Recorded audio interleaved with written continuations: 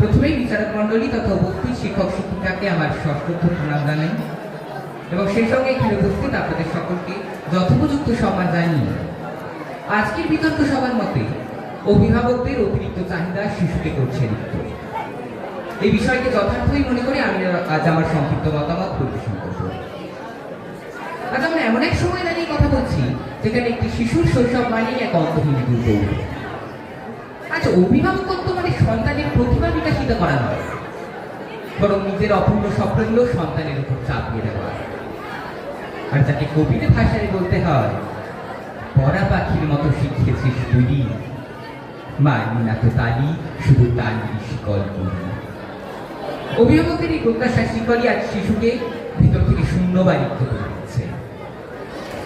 অভিভাবকদের অতিরিক্ত চাহিদা শিশুর স্বাভাবিক বুদ্ধিবৃত্তিক বিকাশকে রুদ্ধ করে। মনোবিজ্ঞানী এরিক এরিকসন বলেছিলেন, শৈশব হলেও খেলার ছলে শেখার সময়। কিন্তু বর্তমানে অভিভাবকরা শিশুকে সুপার হিউম্যান বানানোর নেশায় তাকে আজকের পৃষ্ঠে বেঁধে ফেলছেন। সকাল 7টায় টিউশন, 10টায় স্কুল, বিকেলে আবার টিউশন। শিশুর নিজের জন্য কোনো সময় নেই। আমরা তাকে তথ্য দিচ্ছি ঠিকই, কিন্তু মানবিকতা রিক্ত করে দিচ্ছি। ফলে যে পরীক্ষায় 100তে 100 পেলেও বাস্তব জীবনে একজন সৃজনশীল মানুষ হিসেবে নিজেকে করতে পারছে না। আর অভিভাবকের এই অতিরিক্ত চাহিদা আর শিশুদের মধ্যে চাইল্ডহুড বার্নআউটকে দেখা দেয় সব থেকে বড় উদাহরণ। আর মনোবিজ্ঞানীদের মতে যখন একটি শিশুর কাছ থেকে তার ক্ষমতার চেয়ে বেশি কিছু চেয়ে নেওয়া হয়, তখন সে ম্যালাডাপটিভ পারফেকশনিজমে ভোগে, অর্থাৎ সে সবসময় ভুল করার ভয় থাকে এবং যা তার সৃজনশীলতাকে চিরতরে স্তব্ধ করে দেয়। আর বিশ্ব স্বাস্থ্য সংস্থার এক রিপোর্ট অনুযায়ী বর্তমানে কিশোর কিশোরীদের আত্মহত্যার এক অন্যতম প্রধান কারণ হলো একাডেমিক প্রেশার বা শিক্ষাগত চাপ। যে বয়সে শিশুর হাসি খুশি থাকার কথা, সেই বয়সে সে যদি আত্মহত্যার কথা ভাবে কিংবা ক্লিনিক্যাল ডিপ্রেশনে ভোগে, তবে তার চেয়ে বড় রিক্ততা আর কি হতে পারে? আমরা তাকে একটি উজ্জ্বল কেরিয়ার দেওয়ার প্রলোভনে তার উজ্জ্বল প্রাণ শক্তি কেড়ে নিচ্ছি। আচ্ছা, আমরা কি ভেবে দেখেছি যে জিপিএ 5 পাওয়ার জন্য আমরা শিশুকে চাপ দিচ্ছি, আর সেই চাপের কারণেই প্রতি বছর অসংখ্য মেধাবী প্রাণ অকালে চলে যাচ্ছে। তাহলে এটি কি রিক্ততার চরম বহিঃপ্রকাশ নয়? এবং আজকের আমরা যে দেখতে পাই, অভিভাবকরা শিশুকে অতিরিক্ত চাপ দিচ্ছেন। অভিভাবকরা শেখাচ্ছেন তোমার পাশের বন্ধুটি তোমার প্রতিযোগী, তাকে হারাতে হবে। এর ফলে শিশুর ভিতর থেকে পরোপকারের গুণগুলো বিলুপ্ত হচ্ছে। এবং একটি সমীক্ষায় দেখা গেছে যেসব শিশু মুক্তভাবে খেলার সুযোগ পায়, তাদের প্রবলেম সলভিং স্কিল বা সমস্যা সমাধানের ক্ষমতা অন্যদের তুলনায় 40% বেশি। আর এখন অভিভাবকরা শিশুকে শুধু রোবটের মতো তথ্য মুক্ত করাচ্ছেন, কিন্তু জীবনমুখী শিক্ষা থেকে তাকে বঞ্চিত রাখছেন। ফলে সে পরীক্ষায় নম্বর পেলেও বাস্তব জীবনে একজন সৃজনশীল মানুষ হিসেবে নিজেকে করতে পারছে না, আর জীবনের কঠিন পরিস্থিতিতেও সেই সিদ্ধান্ত নিতে পারছে না।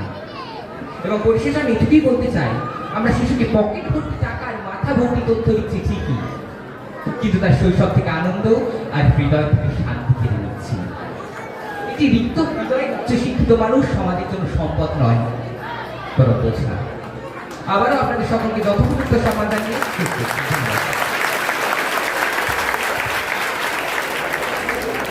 ধন্যবাদ শ্রীজিৎকে। আজকে বিতর্ক সভা কেন প্রয়োজনীয় ছিল? সবার মতে বিতর্কের বিষয় অভিভাবকদের অতিরিক্ত চিন্তা করছে শিশুদের মৃত্যু। তো আমি এর বিপক্ষে যুক্তি দিতে চাই। অভিভাবকদের অতিরিক্ত চিন্তা কোনোভাবেই তার শিশুদেরকে রিক্ত করে না। অভিভাবকরা যখনই যা ভাবেন তার শিশু সন্তানের পক্ষে সেটা ভালোই ভাবে, এর মধ্যে কোনো খারাপ কিছু নেই। কারণ অভিভাবকরা নিজেদের বয়স থেকে যা বুঝে এসেছেন, সেই অভিজ্ঞতাকে প্রয়োগ করে তিনি তার শিশু সন্তানদের মানুষ করে থাকেন। এই জন্য আমি তো এর মধ্যে কোনো ভুল দেখতে পাচ্ছি না। এখনকার অভিভাবক এবং অভিভাবিকারা তাদের সন্তানদের উপর ভালোভাবে নজর দিতে চান, তাদের শিশু সন্তানদের মানুষের মতো মানুষ করে গড়তে চান। তারা তাদের শিশুদেরকে অনেক উচ্চ পদে দেখতে চান। তারা চান যে তাদের শিশুরা, তাদের সন্তানরা যারা ভালো মানুষ, প্রকৃত মানুষ হয়, তাদের চরিত্র, তাদের কথাবার্তা সবই যেন সুন্দর এবং খুবই একটা ভালো হয়। কিন্তু এখন আমি বলতে চাইছি যে এখনকার যারা অভিভাবক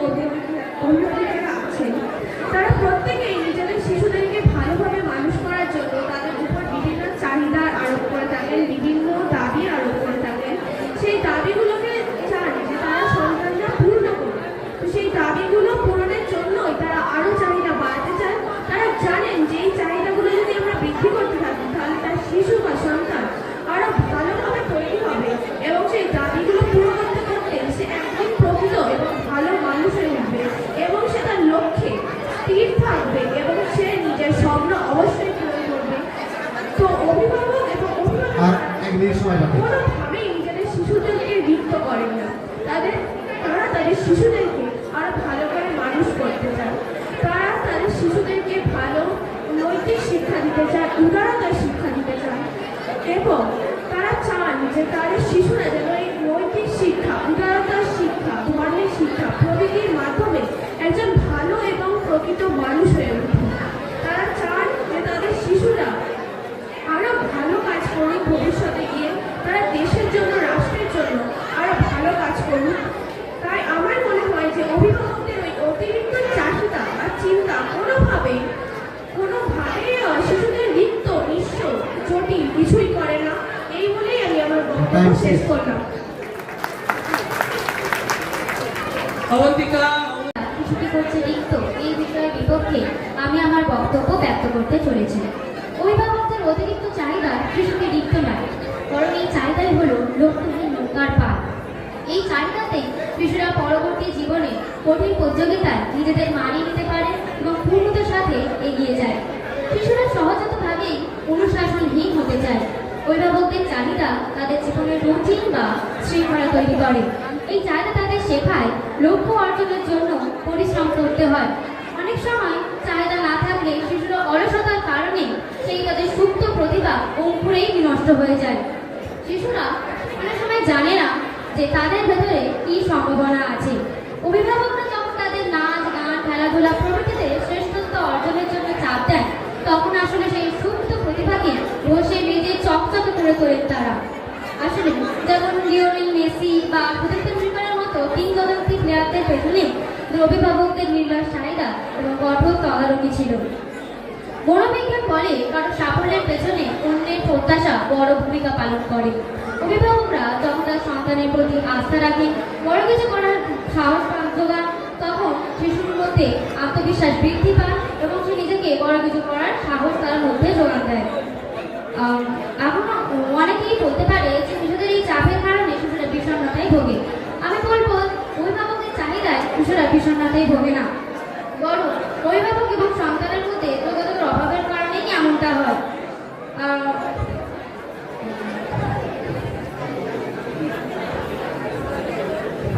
ধন্যবাদ। ধন্যবাদ। ধন্যবাদ শুভশ্রীকে।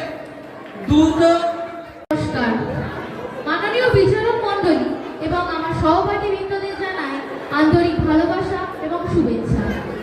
আজ সর্ব অনুমোদিত বিতর্কের আলোচ্য বিষয় মোবাইল ফোনের অপ্রয়োজনীয় ব্যবহার ভবিষ্যৎ প্রজন্মকে করছে বিপদময়। সঙ্গত কারণে আমি এবং আমার দল এর পক্ষে অবস্থান করছি। 1973 সালে মার্টিন কুপার যখন মোবাইল ফোন আবিষ্কার করেছিলেন, তখন কি তিনি জানতেন যে ভবিষ্যৎ প্রজন্মের একে কোন কাজে লাগাবে? সম্প্রতিকালে সংবাদপত্রের পাতা উল্টালেই দেখা যায় যে ছেলেমেয়েরা রাস্তা পারাপারের সময় মোবাইল ফোন কানে নিয়ে যখন যাতায়াত করে, তখন তারা ভয়ঙ্কর বিপদের সম্মুখীন হয়। এছাড়া এই মোবাইল ফোন ব্যবহারের মাধ্যমে তা মানুষকে বিভিন্ন পুরস্কারের প্রলোভন দেখিয়ে এবং তাদের কাছ থেকে বিভিন্ন দরকারি তথ্য জেনে নিয়ে তাদের সারা জীবনের সঞ্চয়কে আত্মসাৎ করে তাদেরকে সর্বশান্ত করা হয়। মোবাইল ফোনের এই অপ্রয়োজনীয় ব্যবহার মানুষের জীবনে নিয়ে আসে বিভিন্ন শারীরিক সমস্যা। উদাহরণ হিসেবে আমরা বলতে পারি, যেমন রাত জাগা বেড়ে যাচ্ছে, অনিদ্রা, অমনোযোগী হওয়া, কাজ না করার ইচ্ছা ইত্যাদি বেড়ে চলেছে। আর বাড়ছে সাংসারিক ঝামেলা, মায়ে ঝিয়ে মায়ে বই ঝগড়া তো ক্রমবর্ধমান। মোবাইল ফোনের এই অপ্রয়োজনীয় ব্যবহার শিক্ষা ব্যবস্থাকে ধীরে ধীরে ঠেলে দিচ্ছে ধসের মুখে। পরীক্ষা হলে নকল করা, বই না পড়ে মোবাইল থেকে উত্তর দেখে লেখার চেষ্টা করা ইত্যাদি পরীক্ষার্থীদের বিপদের দিকে ঠেলে দিচ্ছে। টিচারের লেকচারের থেকে তারা মোবাইল ফোনকে সঙ্গী করার পিছনে ক্রমশ আকর্ষিত হচ্ছে। এখান থেকে অনেকের মনে হতেই পারে যে অতি সহজে তারা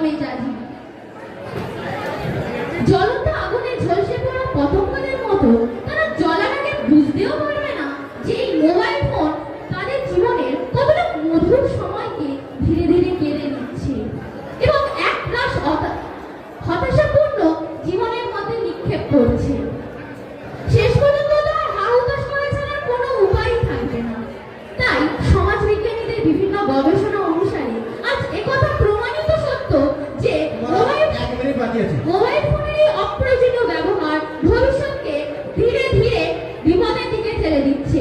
নমস্কার।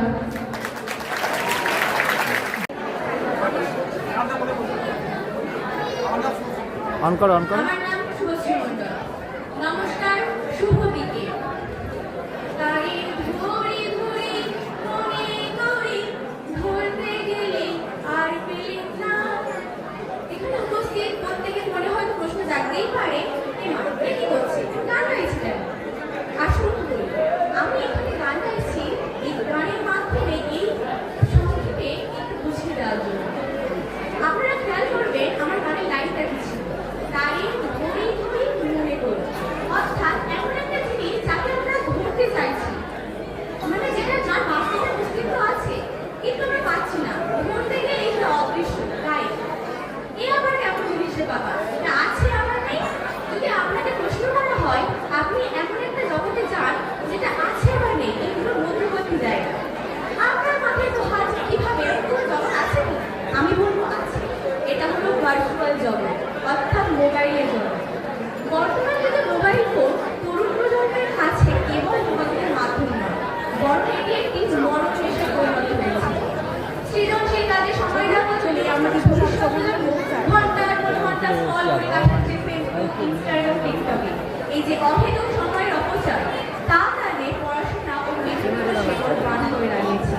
তাছাড়া আমরা প্রত্যেকেই জানি মোবাইল ফোন অত্যাধিক ব্যবহারের ফলে কিশোর কিশোরীরা অনিদ্রা, বিষণ্ণতা, একাকিত্বতার মতো নানা রকম রোগে ভুগছে।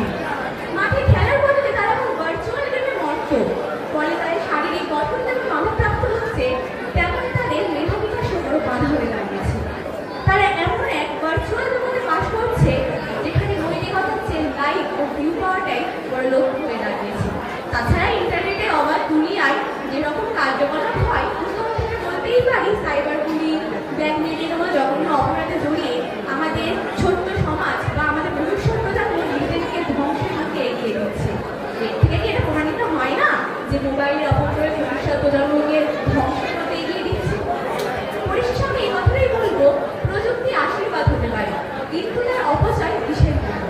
যদি আজ আমরা আমাদের ভবিষ্যৎ প্রজন্মের হাতে মোবাইলের লাগাম টেনে না করি, তবে এক মেধাহীন, লক্ষ্যহীন, বিবেক বর্জিত সমাজে বা বিবেক বর্জিত ভবিষ্যৎ প্রজন্মের উত্থান ঘটবে। তাই সময়ের দাবি, মোবাইলের হাত থেকে, মোবাইলের এই কুব্যবহারের হাত থেকে ভবিষ্যৎ প্রজন্মকে বাঁচান। উদাহরণ হিসেবে বলা যেতেই পারে, আড্ডায় বা ডাইনিং টেবিলে পরিবারের সকল সদস্যদের মধ্যে যে মিল ছিল, যে বন্ধন ছিল, আজকে আপনারা তা দেখেছেন, দেখতে পান, কখন দেখতে পান? সেই বন্ধন কিন্তু আজ আর নেই। মোবাইল তাতে দেওয়াল তুলে দিয়েছে। বরং একই ঘরে থেকেও প্রত্যেকে যে যার মোবাইলে ব্যস্ত। কে কি করছে না করছে কারোর এত সময় নেই। এই যে যোগাযোগ বিচ্ছিন্নতা আমাদের তরুণ প্রজন্মকে পরিবারের তোমার থেকে এক দূরে মিনিট আছে। সরিয়ে দিচ্ছে। এর ফলে তারা একদম জেদ হয়ে যাচ্ছে। আমি শ্রী মণ্ডল, রাজবাড়ি বদিলাবাগ রামরাম মেমোরিয়াল হাই স্কুলের একজন ছাত্রী। এখানে উপস্থিত প্রত্যেককে যথাযথ ভালোবাসা, সম্মান ও আন্তরিক শুভেচ্ছা জানিয়ে আমি আমার বক্তব্য শেষ করলাম। ধন্যবাদ সবাইকে। ধন্যবাদ শুভশ্রীকে। নমস্কার। আজ সর্বমনোদিত বিতর্কের আলোচ্য বিষয় মোবাইলের অপ্রয়োজনীয় ব্যবহার ভবিষ্যৎ প্রজন্মকে করছে বিপদগামী। আমি এবং আমার দল এর বিপক্ষে অবস্থান করছি।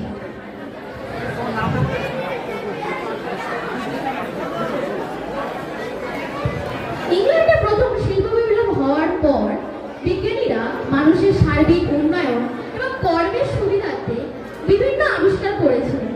এর জন্যই 1973 সালে মার্টিন কুপার মোবাইল ফোন আবিষ্কার করেছিলেন।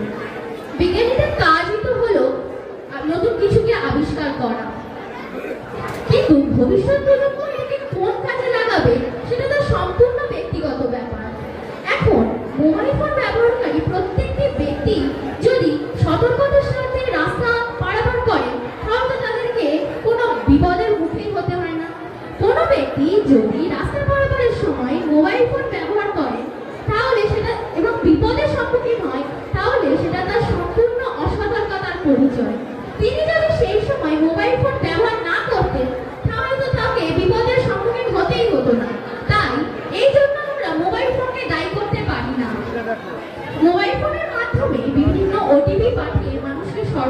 করা হয়। কিন্তু মানুষ যদি তাদের লোভ, লালসা ইত্যাদি ত্যাগ করতে পারে তাহলে তো সর্বশান্ত হওয়ার কোনো প্রশ্নই ওঠে না। কিন্তু সে লোভে বশীভূত হয়ে এবং নিজের ঠিক ভুল বিচার না করে সর্বশান্তের পথে পা বাড়ায়। মানুষের সর্বশান্ত হওয়ার পিছনে একমাত্র কারণ সে নিজে। এখানে মোবাইল ফোনকে দায়ী করা উচিত নয়। ছাত্রছাত্রীরা যদি নিজেদের কল্যাণের কথা ভেবে এবং ভবিষ্যতের কথা চিন্তা করে মোবাইল ফোনের খারাপ দিকটাকে বিবেচনা না করে ভালো দিকটাকে বিবেচনা করে তাহলে তারা অনেকটাই সহযোগিতা পায়। মোবাইল ফোনের এই ভালো দিকটাকে ব্যবহার করলে তাদের বিভিন্ন শারীরিক সমস্যা যেমন রাত জাগা, অনীহা ইত্যাদি ধীরে ধীরে কমে যায় আর কমে থাকে সাংসারিক ঝামেলা। ছাত্রছাত্রীরা যদি পড়াশোনায় পিছিয়ে পড়ে তাহলে তাদের একমাত্র কারণ নিজেদের ভবিষ্যতে কোনো বিচার বিবেচনা না থাকা এবং পরিবারের থেকে বিচ্ছিন্ন হয়ে যাওয়া। পরীক্ষা হলে অসৎ উপায় অবলম্বন করার জন্য ছাত্রছাত্রীরা মোবাইল ফোন নিয়ে পরীক্ষা হলে প্রবেশ করে। কিন্তু তারা পরীক্ষা হলে প্রবেশ করার সময় তাদেরকে যদি সঠিকভাবে চেকিং করে ঢোকানো হয় তাহলে তারা অসৎ উপায় অবলম্বনে ব্যর্থ হয়। বর্তমানকালে বাবা মায়েরা মোবাইল ফোন দেখে সন্তানদের খাওয়ায়। এর ফলে সন্তানরা হয়ে উঠছে একাকী, খিটখিটে এবং বদমেজাজি। এর একমাত্র কারণ হলো সন্তানদের বাবা মা, কারণ তারা তাদের সন্তানদের ঠিকমতো সময় দিতে পারছে না। এর ফলে সন্তানরা হয়ে উঠছে একাকী এবং মোবাইলের প্রতি আরো বেশি আসক্ত হয়ে পড়ছে। তাই সব দিক বিচার বিবেচনা করে বলতেই পারি যে ভবিষ্যৎ প্রজন্মকে বিপদের দিকে ঠেলে দেওয়ার পেছনে শুধুমাত্র মোবাইল ফোন একা দায়ী নয়, এর জন্য দায়ী আমরা এবং আমাদের সমাজ ব্যবস্থা। এই দুয়ের যৌথ ক্রিয়ার ফলে ভবিষ্যৎ প্রজন্ম ধীরে ধীরে হয়ে উঠছে বিপদগামী। নমস্কার। ধন্যবাদ বিদেশকে। তার আর 1 মিনিট সময় বাকি আছে। নিজের মানসিকতাকে ঠিক করুন। ধন্যবাদ। পরীক্ষা পাস আউট করেছিলাম এই স্কুল থেকে। শতাব্দী প্রাচীন এই স্কুলের প্রাঙ্গণে দাঁড়িয়ে আমি রোমাঞ্চিত এবং শিহরিত। এত বড় হাই ভোল্টেজ প্রোগ্রাম আমাদের এই বিদ্যালয় প্রধান এবং তার সহকারী শিক্ষকরা যে সমবেতভাবে করেছেন সেজন্য অত্যন্ত ধন্যবাদ। আচ্ছা, অনেকগুলো অনুষ্ঠান হয়েছে, আমি সব অনুষ্ঠানে থাকতে পারিনি। এই বিতর্ক সভায় বিচারক হিসাবে আমাকে আমন্ত্রণ জানানোর জন্য আমি গর্বিত। আমার খুবই ভালো লেগেছে। মোবাইল ফোন, বিশেষ করে মোবাইল ফোনের কুফল নিয়ে আমরা বেশি আলোচনা করি, কিন্তু মোবাইল ফোনের যে বিশাল একটা অ্যাডভান্টেজ আছে সেটা খুব ভালো বলেছে মেয়েটি রমিলা বলে। কিন্তু একটা জিনিস আমার মনে হয় একটু মিস করে গেছে, যে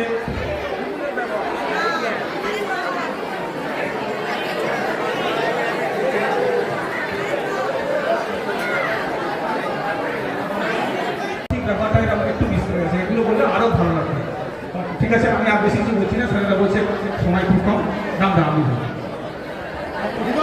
নমস্কার। যেভাবে কানায় কানায় পূর্ণ হয়ে উঠেছে এই মুহূর্তে স্কুল প্রাঙ্গণ, ওই বাগানের কথা বলছিল না, আমাদের বাগানটা শুধু ভালো ফুল নেই, সেই বাগানকে রক্ষণাবেক্ষণ করার জন্য, সেটাকে দেখভাল করার জন্য তার যে বেড়া, যে অভিভাবক এবং পার্শ্ববর্তী অঞ্চলের শিক্ষানুরাগী মানুষজন তাদের উপস্থিতি বলে দিচ্ছে যে বিদ্যালয়ের ভবিষ্যৎ আরো বেশি সুরক্ষিত এবং আগামী দিনে এই বিদ্যালয় আরো উজ্জ্বল থেকে উজ্জ্বলতর অধ্যায় সৃষ্টি করতে পারবে। এ নিয়ে আমাদের মনে কোনো দ্বিধা নেই। এবং শতবর্ষের অনুষ্ঠানে বিতর্ক সভার আয়োজন করাটা এটা একটা সাহসী পদক্ষেপ। বিশেষ করে আজকের দিনে যখন ছেলেমেয়েরা ছাত্রছাত্রীরা মুখ চোরা, তারা সহজে মুখ খুলতে চায় না, সেই সময়ে এই ধরনের আয়োজনটা আমি বলবো এটাকে প্রথমে করবি, সেই জন্য একটু জোরে হাততালি হতে হবে যারা অনুষ্ঠান প্ল্যান করেছে তাদের জন্য। এবং এবারে আমার নিজের কথা বলি যে আমি ভীষণভাবে উপকৃত এবং মুগ্ধ, নিজেকে সৌভাগ্যবান বলে মনে করছি। এবং আমার মনে হয় আমার মতো আপনারা যারা সামনে আছেন যেভাবে হাততালি দিয়েছেন, বোঝাই যাচ্ছে যে এদের কথাটা ঠিক কতটা আমাদের মনে ধরেছে। সুতরাং আপনাদের মতো আমিও নিজে যথেষ্ট সমৃদ্ধ হয়েছি তোমাদের কাছ থেকে, যেভাবে তোমরা বিষয়গুলোকে তুলে এনেছি। তো দুটো অত্যন্ত গুরুত্বপূর্ণ বিষয় ছিল মোবাইল। একটি ছোট্ট ঘটনা বলি। একজন লয়ার, আমরা লয়ারদের কেন ভাড়া করি অনেক টাকা দিয়ে, যে তিনি গিয়ে আমার কোর্টে মামলাটাকে নিয়ে আসবেন, যুক্তি দেবেন, তাই না, জাজের সামনে। তো একজন তাকে ওই তিনি এটা ব্রিফটা নিয়েছেন, নিয়ে দিয়ে সোজা উঠে গিয়ে তিনি তার মক্কেলের বিরুদ্ধে যা যা বলার একেবারে মক্কেলের বিরুদ্ধে পুরো বলতে শুরু করেছে। এমনকি যে যুক্তিগুলো দিচ্ছেন অপোজিশনে যে লয়ার আছে সেই লয়ার কিন্তু তিনি অত কিছু ভাবেননি। শেষে যখন তাকে বলা হয়েছে যে দেখুন এত কিছু, উনি বললেন যে দেখুন আমার বিরোধী লয়ারের কি এর থেকে বেশি কিছু বলার আছে? বেশি কিছু বলার নেই। কিন্তু বলে উনি শুরু করলেন ওনার যুক্তি, এবং তখন তিনি যে যুক্তি দিলেন সেই যুক্তির কাছে ও আর কিছু দাঁড়াতে পারলো না, মামলা সে জিতে গেল। তো এটাই হচ্ছে দক্ষতা বা মুন্সিয়ানা। সেই মুন্সিয়ানার পরিচয় তোমরা দিয়েছ। আগামী দিনে তোমাদের ভবিষ্যৎ অনেক ভালো। আমরা নিশ্চয়ই ভালো মন্দ দুটোই দেখেছি, বিচারের দায়িত্ব আপনাদের। আমি শুধু ফল ঘোষণা করছি, 8 এবং 9 একটু জোরে হাততালি হবে। 7 থেকে 9 তৃতীয় হয়েছে অবন্তিকা হালদার, প্রাপ্ত নম্বর 73.5। একটু হাততালি কোথায়? হাত তোলো অবন্তিকা। দ্বিতীয় হয়েছে শুভশ্রী বেরা, একটু জোরে করতালি হবে ওর জন্য, শুভশ্রী বেরা। এবং প্রথম হয়েছে সৃজিত ঘোষ, প্রাপ্ত নম্বর 86। বুঝতেই পারছেন প্রথম লড়াই 86, 75, 73.5। এবার 11, 10 এবং 12, 10 to 12 এই বিভাগে 1 মিনিট আমি একটু সময় চেয়ে নিচ্ছি। আমি একটু ব্যাখ্যা ঘটাচ্ছি কারণ সময় খুব সংক্ষেপ। আমি আমাদের যে পরবর্তী অনুষ্ঠান প্রাক্তন কৃতি ছাত্রছাত্রী সম্বর্ধনা 1962 থেকে 1973-এর যারা প্রাক্তন শ্রদ্ধেয় ছাত্রছাত্রী আছেন তারা দয়া করে মঞ্চে চলে আসবেন। তারা মঞ্চে আসতে থাকুন। 62 থেকে 1973 যে সমস্ত শ্রদ্ধেয় ছাত্র এবং ছাত্রী আছেন এই বিদ্যালয়ে তারা দয়া করে একটু মঞ্চে আসবেন, অনুরোধ করছি। এরপর আমরা চলে আসি, আবার রেজাল্ট একটু ঘোষণা করি। আর যেভাবে বলেছেন একটু সহযোগিতা আপনাদের করতেই হবে। তৃতীয় হয়েছে 10 থেকে 12 শুভশ্রী মণ্ডল, 79 পেয়েছে। থার্ড হয়েছে শুভশ্রী মণ্ডল। কোথায় শুভশ্রী? কোথায়? হ্যাঁ ঠিক আছে, ওর জন্য একটু হাততালি হোক। Rangilabad Ramlal memorial high school, Rajballavpur Rangilabad memorial high school, RRM, তাই তো? RRM, ঠিক আছে। আচ্ছা, দ্বিতীয় হয়েছে বিদিশা মণ্ডল, বিদিশা মণ্ডল, ভীষণ ভালো করেছে। মানে তোমার মধ্যে বিরাট সম্ভাবনা আছে, তুমি চালিয়ে যাও। এবং প্রথম হয়েছে বনশ্রী ভান্ডারী, ও বলার মধ্যে শরীরটা রোগা কিন্তু বলার মধ্যে জোরটা অনেক বেশি, সি ইজ মানে ভেরি স্ট্রং। ঠিক আছে, হ্যাঁ রঙ্গিলাবাদ RRM হাই স্কুল। আর এরা তো শিক্ষকরা যেদিকে আপনার দাঁড়িয়ে রয়েছে সেখান থেকে নিশ্চয়ই আর স্কুলের নাম আমাদের এখন বলতে হচ্ছে না। সুতরাং আপনারা মন দিয়ে এটা শোনার জন্য আমারও বিচারকদের পক্ষ থেকে অনেক কৃতজ্ঞতা অভিনন্দন জানিয়ে আমরা আমাদের কথা শেষ করছি।